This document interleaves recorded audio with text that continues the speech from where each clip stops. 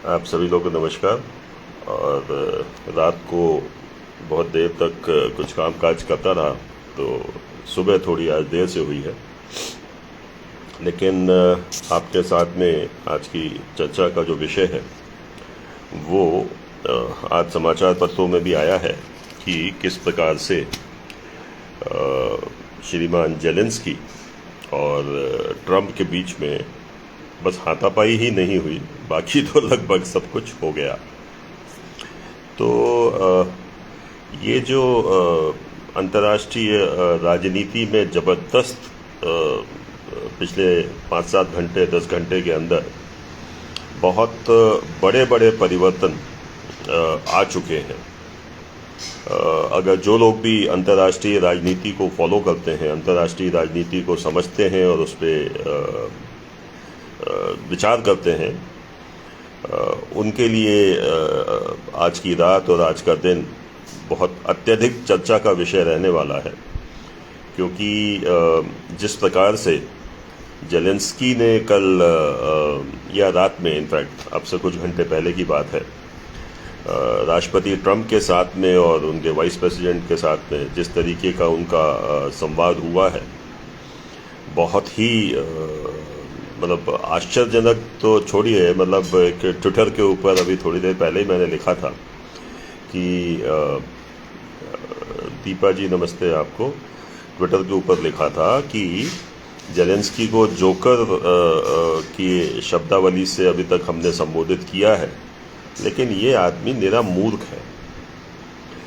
आप एक राष्ट्र प्रमुख होकर, युद्धरत राष्ट्र प्रमुख होकर, आप ऐसे देश के राष्ट्रपति यानी अमेरिका के राष्ट्रपति के साथ में आप ऐसे शब्दावली का प्रयोग कर सकते हैं, ये सोच के भी आश्चर्य होता है कि वो उनको कह रहे हैं, मतलब जेलेंस्की ट्रंप को कह रहे हैं और उनके उपराष्ट्रपति को कह रहे हैं कि समुद्र की वजह से आप बचे हुए हो, लेकिन आने वाले दिनों में आप कुछ समझ में आएगा।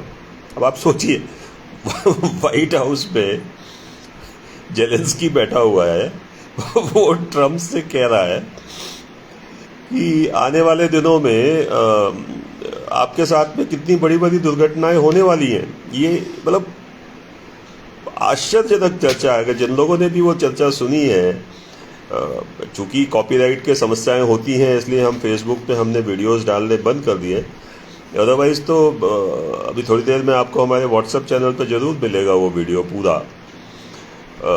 तो कुल मिला के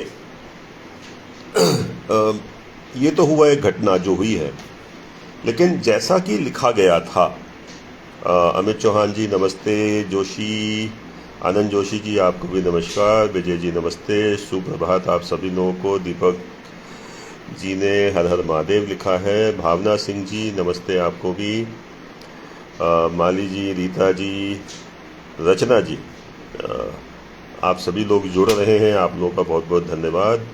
और जो मेरा विषय है आज का वो यही है कि जिस प्रकार से ये परिस्थितियां बन रही हैं, आप समझिए कि एक तरफ तो अमेरिका के राष्ट्रपति ने लिटरली बस, मैंने कहा ना आपसे कि हाथापाई नहीं हुई, बाकी तो सब कुछ हो गया है आज। और इसके बाद में जेलेंस्की को वहाँ से उन्होंने चलता कर दिया। मतलब इस तरीके का व्यवहार आज से पहले तो कभी देखा नहीं गया। प्रणाम यादव जी आपको भी, छोटे लाल जी, अनुपम मिश्रा जी हर हर महादेव, पूजा जी नमस्ते, विपिन जी आपको भी नमस्कार। अरविंद जी कह रहे हैं कि आपने जो पूर्व में कहा था वह सब सत्य हो रहा है। बिल्कुल, इसीलिए मैं आपसे वही कहना चाह रहा हूँ कि ये जो रात भर में घटनाएं घटी हैं, इसके बाद में अगर आप लोग जो ट्विटर, जिसका नाम अब एक्स हो गया है, अगर आप लोग एक्स पे एक्टिव हैं या एक्स पे आपका आईडी है, या फिर आपको समाचारों में जब पता लगेगा कि एक तरफ अमेरिका ने इनको लिटरली धकिया दिया है व्हाइट हाउस से, और ये कह दिया है कि अमेरिका अब इनको किसी भी प्रकार का, यानी जेलेंस्की और यूक्रेन का किसी भी प्रकार से अब समर्थन नहीं करेगा। इसके बाद में यूरोपियन यूनियन के जितने देश हैं, उन्होंने जेलेंस्की के सपोर्ट में, यानी उनके राष्ट्र प्रमुखों ने, इवन यूरोपियन यूनियन की जो प्रमुख है, जो कल तक भारत में थी, अब आज का मुझे पता नहीं कहाँ है वो, लेकिन मोदी जी के साथ में उनकी मैंने फ़ोटो देखी, अभी थोड़ी देर पहले देखी, तब मुझे पता लगा कि वो भारत में ही आई हुई थी। और उन्होंने जेलेंस्की को सपोर्ट का ट्विटर पे मैसेज किया है। वो एक और जोकर है, वो कनाडा का, तो उसने भी सपोर्ट में लिखा है। और भी 2-3 यूरोपियन यूनियन के देश हैं जो जेलेंस्की के सपोर्ट में लिख रहे हैं। लेकिन यहाँ पे एक बात समझना बहुत ज़रूरी है। मुझे नहीं पता कि आप में से कितने लोगों के लिए ये चर्चा बहुत अच्छी रहेगी, क्योंकि निश्चित रूप से हर व्यक्ति हर चीज़ में सम्मिलित नहीं होता है, हर विषय में सम्मिलित नहीं होता है। लेकिन इन विषयों को इसलिए समझना बहुत ज़रूरी है क्योंकि जैसे अभी किसी का फ़ोन आया था और वो शेयर मार्केट के लिए हमसे चर्चा कर रहे थे और वो अपनी कुंडली का विश्लेषण करवा रहे हैं। उन्होंने शायद भुगतान भी उनका आ गया है। तो उनके साथ में जब बात हो रही थी तब मैंने उनको भी यही चीज़ कही थी। मैंने कहा अगर आपने रात भर की गतिविधियों को समझा हो, और अच्छी बात यह है कि आज शेयर मार्केट हमारे यहाँ बंद है, शनिवार है और कल इतवार है, 2 दिन बंद है, तो 2 दिन में लोगों के सेंटिमेंट कम से कम थोड़े से कूल होंगे, ठंडे होंगे। अदरवाइज अगर आज ऐसा होता, आज अगर शेयर मार्केट अभी खुला होता ना इस समाचार के साथ में, फिर नीचे धड़ाम से गिरता। हम कह चुके हैं शेयर मार्केट में, सभी लोगों को कह चुके हैं कि भैया अगर प्रॉफिट है आपको तो प्रॉफिट पे खेलिए, दिवाली तक स्थितियां अच्छी नहीं है। और मार्च, अप्रैल, विशेषकर अप्रैल, मई, जून और जुलाई तक बहुत बहुत बहुत इसी प्रकार की उठापटक मचेगी पूरे विश्व में। कोई सोच नहीं सकता था कि रात भर में एक ऐसा देश, यानी छोटा सा यूक्रेन नामक देश जो रशिया के साथ लड़ रहा है, उसको ये गलतफहमी हो गई है कि वो मतलब जोकर आदमी है लिटरली। और आज ट्रंप ने उसको बहुत तरीके से समझा दिया कि तुम मूर्ख हो, है ना। और उन्होंने साफ कह दिया कि अगर अमेरिका तुम्हारे साथ नहीं होता तो ये युद्ध जो तुम लड़ रहे हो, ये युद्ध 3 दिन में ख़त्म कर दिया होता रशिया ने। और ये वास्तविकता भी यही है। एनीवे, अब जो परिस्थितियां सामने आ रही हैं, इन परिस्थितियों में अमेरिका आउट हो गया इस युद्ध से।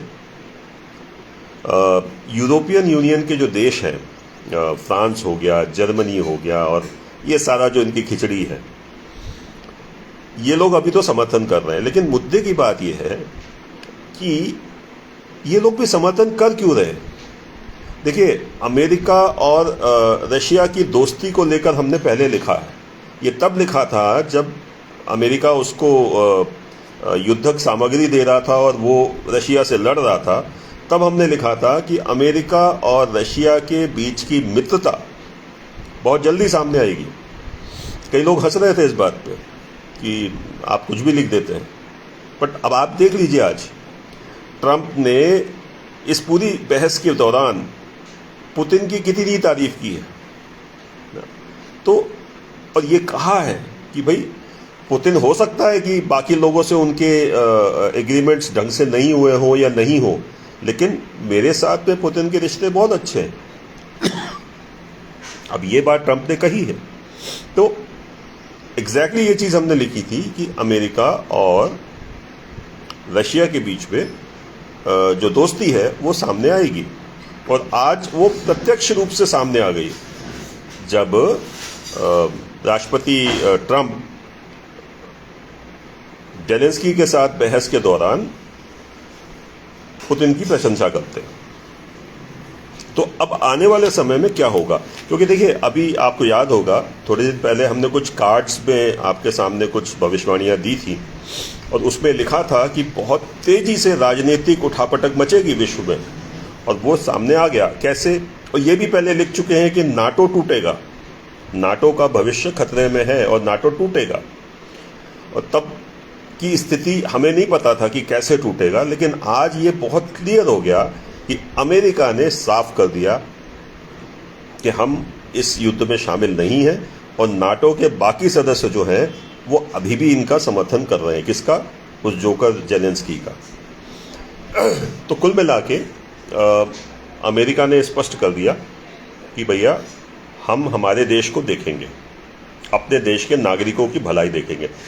अमेरिका का भविष्य क्या है, इसके ऊपर तो हम लगातार आपके सामने चर्चा कर ही रहे हैं, जो बहुत अच्छा नहीं है। लेकिन अब जो ये पूरी परिस्थितियां बनी हैं, इसके बाद में फिर बात यह आती है कि भारत का क्या होगा।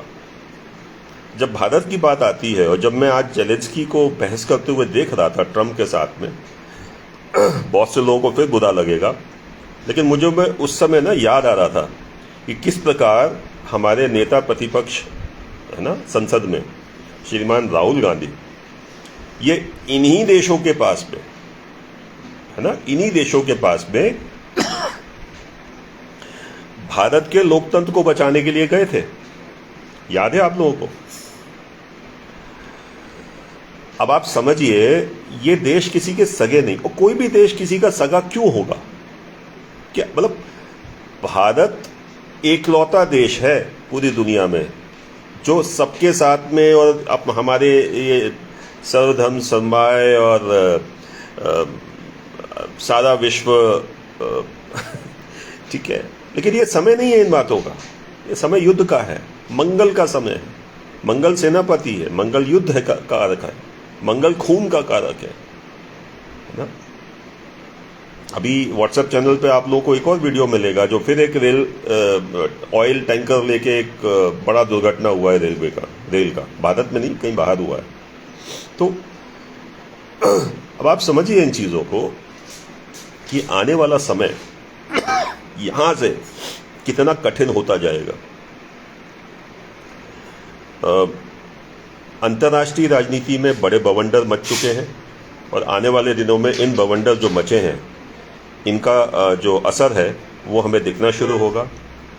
सोमवार को भारतीय शेयर बाजार, अब कल दिन भर में क्या, आज और कल में क्या होता है उसको ऊपर निर्भर करेगा, बट हम फिर कह रहे हैं, शेयर बाजार में जो लोग भी इन्वेस्ट कर रहे हैं, दिवाली तक अपने प्रॉफिट में आपको जो करना है करिए, मूलधन बचा के चलिए, नहीं तो आपको नुकसान ही होना है।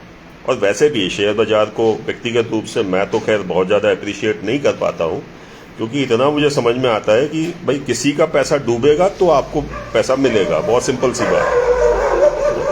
मतलब ऐसा नहीं होता शेयर बाजार में कि आसमान से टपक रहा है, और किसी का जाएगा तो आपको मिलेगा, ठीक है। कोई एक्स्ट्रा इनकम जैसी चीज वहां नहीं होती। तो एक तो ये स्थिति है। जहां तक रही भविष्यवाणियों की बात, या जो विषय आपके सामने रखे गए हैं, उन विषयों के लगातार एक के बाद एक ये सत्य होती भविष्यवाणियां जो है, उसमें बहुत सारी पोस्ट अब एक के बाद एक जुड़ने वाली हैं, क्योंकि अंतर्राष्ट्रीय राजनीति, उसके बाद में ये भी लिखा गया था कि 29 मार्च के बाद फिर युद्ध शुरू हो जाएंगे। अमेरिका आउट अगर होगा तो हाँ, इस देश का क्या होगा? इस देश का सिर्फ इतना होगा कि रशिया के पास जितनी भूमि है वो तो है, अमेरिका अपना दिया हुआ पैसा रिकवरी करने के लिए वहाँ के जो नेचुरल रिसोर्सेज हैं उनकी जब्ती करेगा।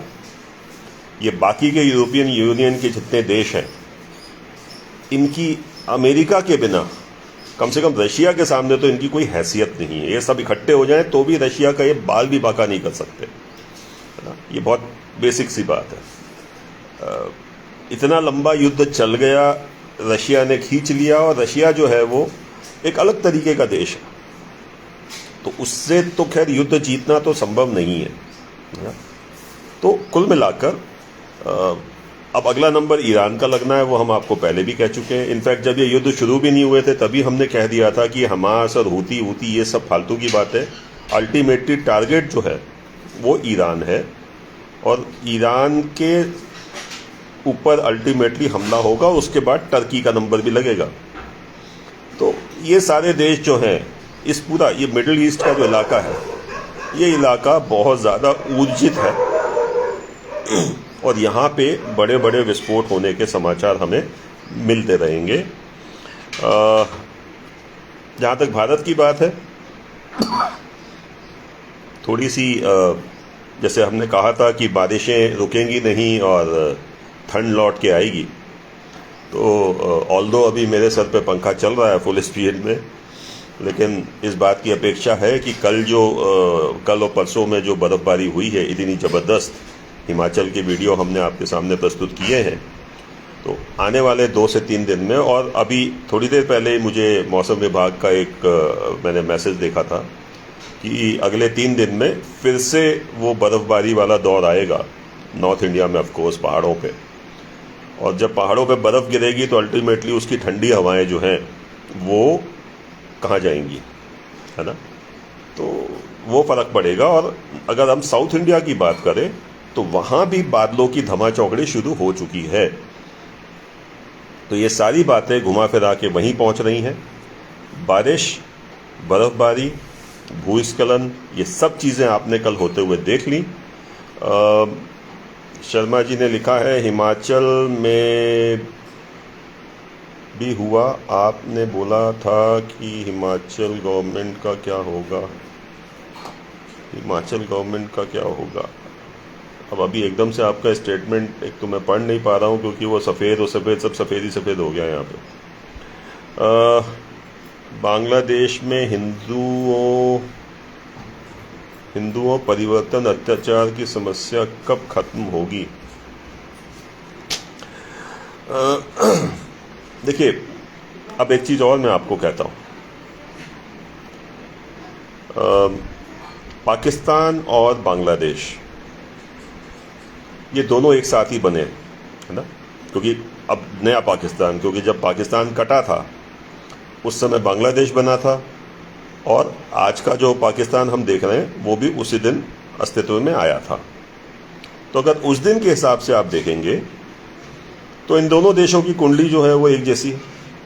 ऑब्वियसली भाई, एक दिन में अगर दोनों अलग अलग हुआ, कोई भी हिस्सा कटता है तो ये परिस्थिति बनती है, क्योंकि नया देश बन गया वहाँ पे।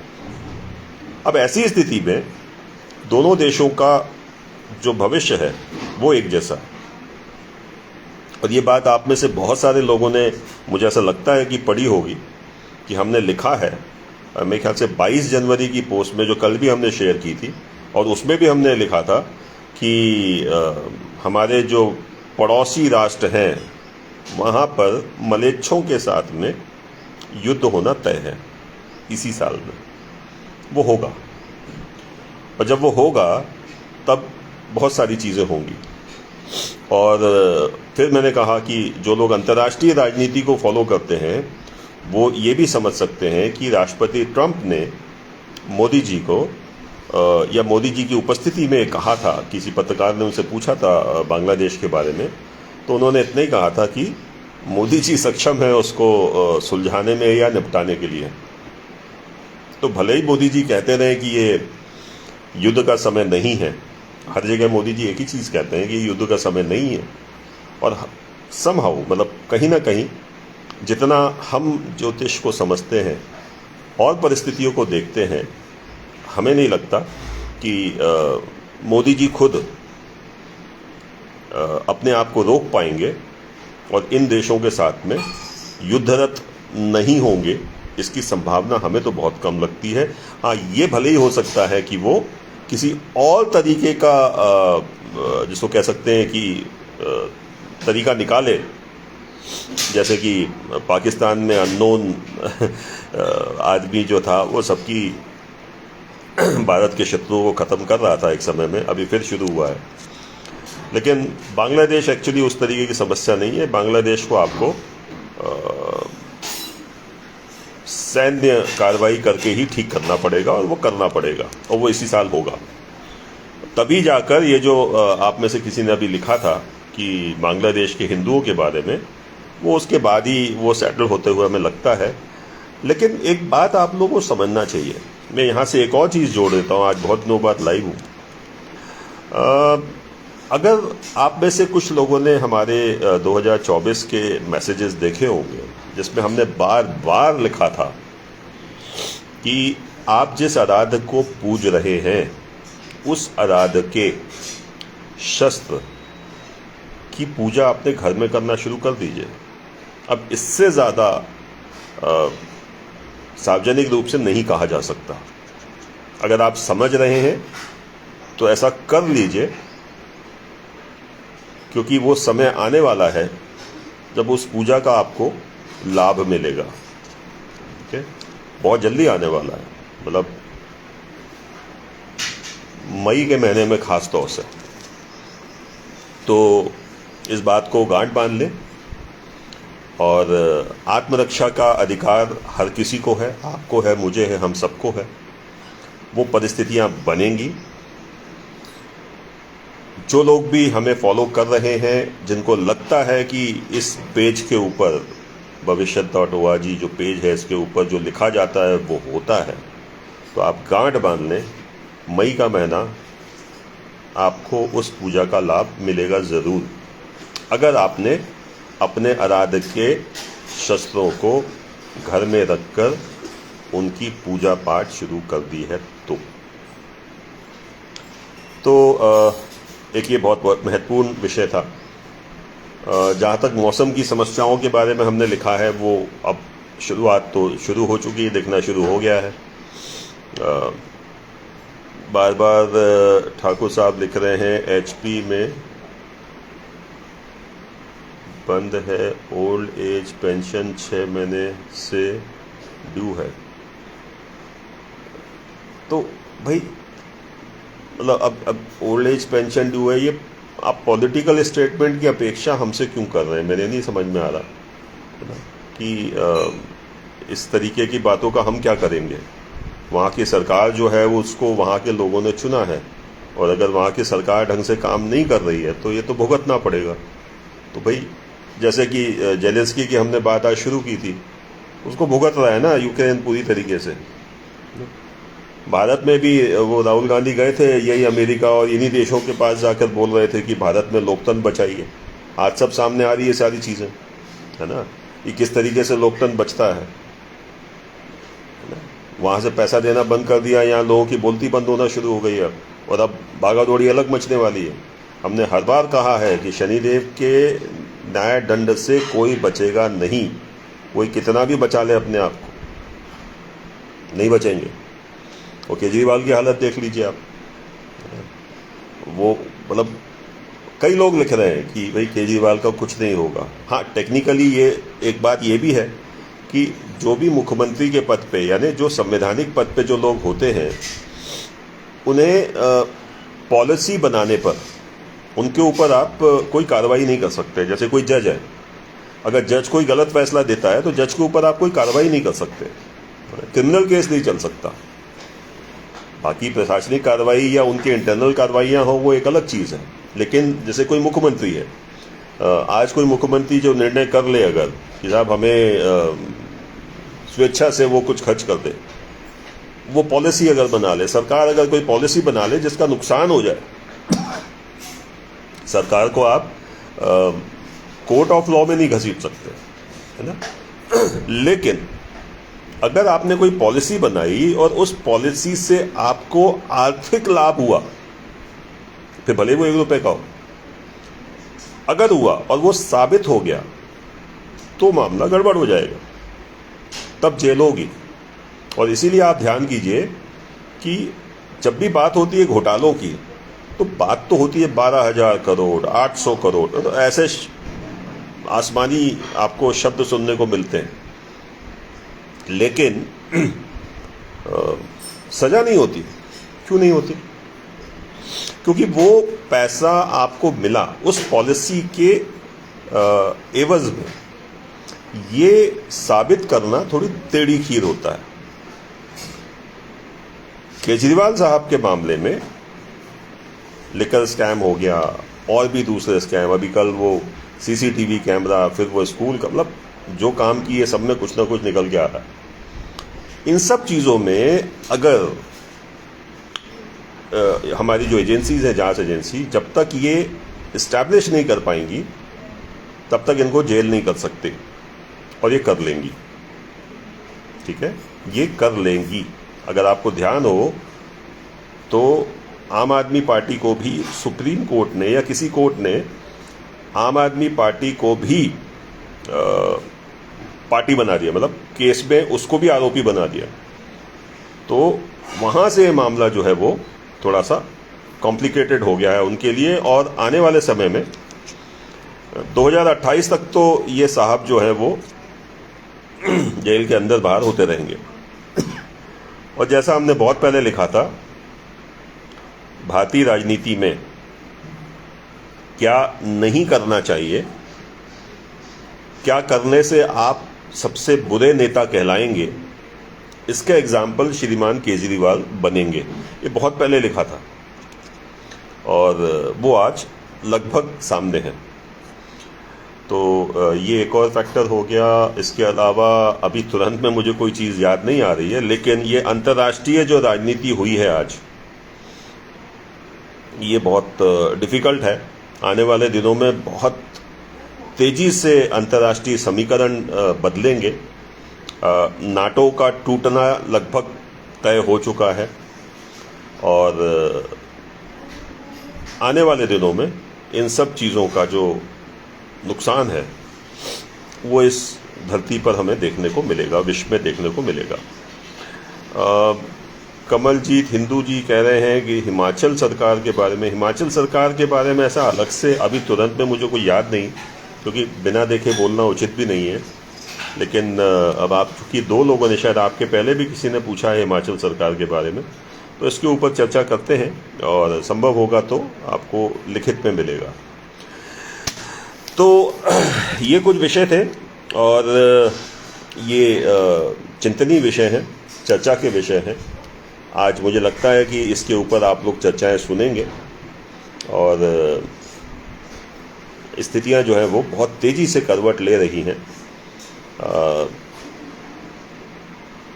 युद्ध वाली स्थितियां फिर से बनेंगी, ये हम लिख चुके हैं। और 29 मार्च विशेषकर एक दिन है जिसके बारे में हम ऑलरेडी लिख चुके हैं और मेरे ख्याल से आज या कल में वो एक आर्टिकल भी तैयार हो जाएगा कि ये आने वाला समय प्रत्येक राशि के लिए कैसा रहेगा।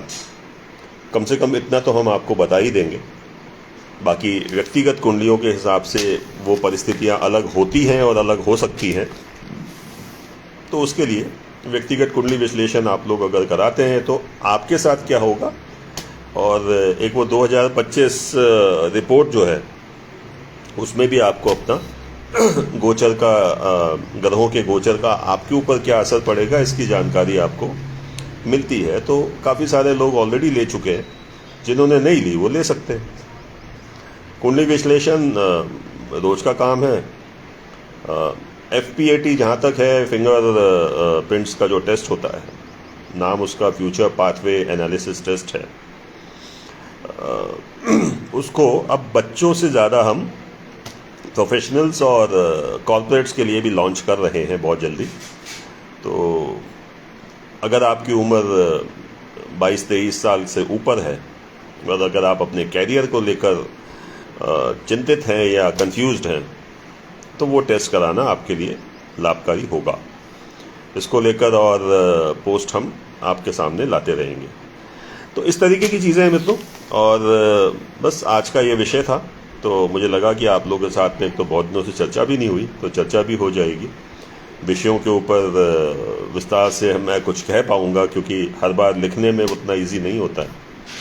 और आप लोग जुड़े, इतनी देर तक आप लोगों ने सुना, बहुत बहुत धन्यवाद आप सभी लोगों का।